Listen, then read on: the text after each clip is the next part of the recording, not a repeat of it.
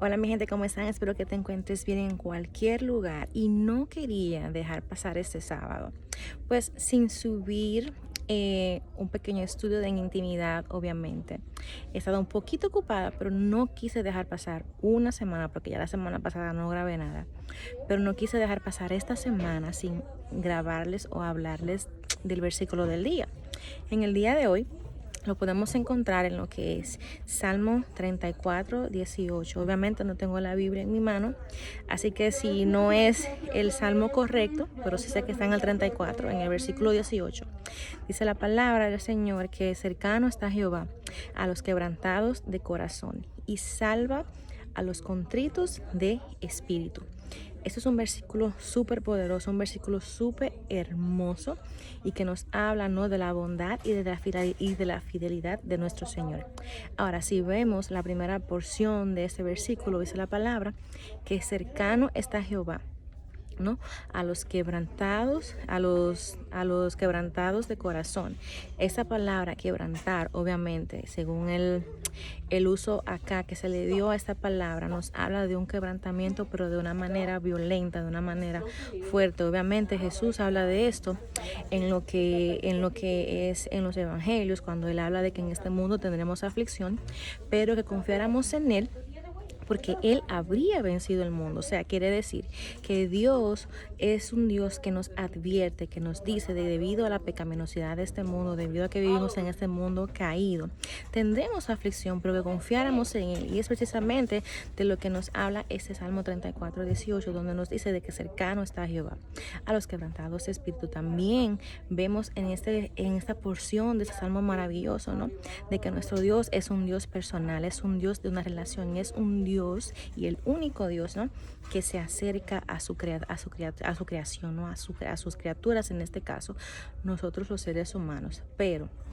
obviamente, esto nos habla de que Dios es el primero siempre en el que da el primer paso. Obviamente dice la palabra que si a los que lo buscan al Señor lo encuentran. Entonces aquí vemos de que Dios está cercano a las necesidades de las personas, a las necesidades espirituales y obviamente debido, ¿no?, a los afanes y debido al mundo caído en el que estamos viviendo.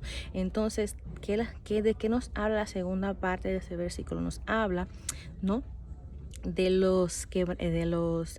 y salva, ¿no?, a los contritos de espíritu. Aquí vemos dos cosas. Número uno, la primera porción nos habla del corazón. La palabra que se usó acá en el hebreo como corazón es la palabra lev, y ya la habíamos estudiado anteriormente. Y la palabra lev nos habla de lo que es el asiento de las emociones, ¿no?, ya sea la ira, el odio, el amor, el rencor, la esperanza, la buena voluntad. O sea, todo lo que es la emoción del ser humano no se asienta en el corazón, lo que es, o mejor dicho, el alma o la mente. Entonces, como vemos que las aflicciones nos afectan, ¿no?, nuestra mente. Cuando tenemos un problema, no paramos de pensar en eso, no vemos salida. Bueno, en esta parte de nuestro ser, que es el alma, nuestra mente, o lev en el hebreo, es a que se refiere la primera porción de este versículo. Ahora, si vamos la segunda porción, nos habla de los quebrantados y salva a los contritos de espíritu. Acá nos está hablando ¿no?, de esta parte del espíritu, que es aquello que nos da la vida. Esa es la palabra, que es el espíritu que nos da vida. O sea, nos está hablando de la parte más intrínseca, de la parte más profunda, ¿no?, de nuestro ser, de nuestro yo, que es aquello que nos permite la vida. Entonces aquí estamos viendo dos cosas. Número uno, que los contritos es cuando ya es algo que te afecta a lo más profundo de tu ser. O sea, nos habla de a tal profundo, a tal nivel nos conoce Dios, que sabe hasta lo que hay a nuestro más profundo de nuestro ser, que es nuestro espíritu. Y obviamente dice también la palabra, ¿no?, que estas tribulaciones o esas batallas que el ser humano atraviesa, ¿no?, hacen dos cosas: o nos acerca más a Dios o nos aleja de Dios. Y obviamente todas estas cosas Dios, para los que le aman, no obra para bien. Y me vino a la mente un ejemplo súper fuerte, ¿no? No recuerdo específicamente en qué libro del Antiguo Testamento, pero sí está en la historia de Nabucodonosor, ¿no? Si no me equivoco, está en Daniel, que habla de Nabucodonosor. Y a este rey, ¿no? Desde el imperio babilónico, era un rey súper poderoso, era un rey que tenía, bueno, ustedes saben, obviamente todas estas cosas fueron dadas por el Señor. Mas, sin embargo, este rey, ¿no? Debido al poder y debido a todas las riquezas y a todas las conquistas, ¿no? Lo ensoberbecieron, lo hicieron una persona egoísta, una persona egocéntrica, al tal punto de que este rey llegó a levantar una estatua para que las personas le adoraran. Entonces aquí es la historia, ¿no? De Daniel y los tres hebreos que fueron echados a lo que es el fiery furnace, a lo que es en el horno de fuego, que el Señor lo salvó.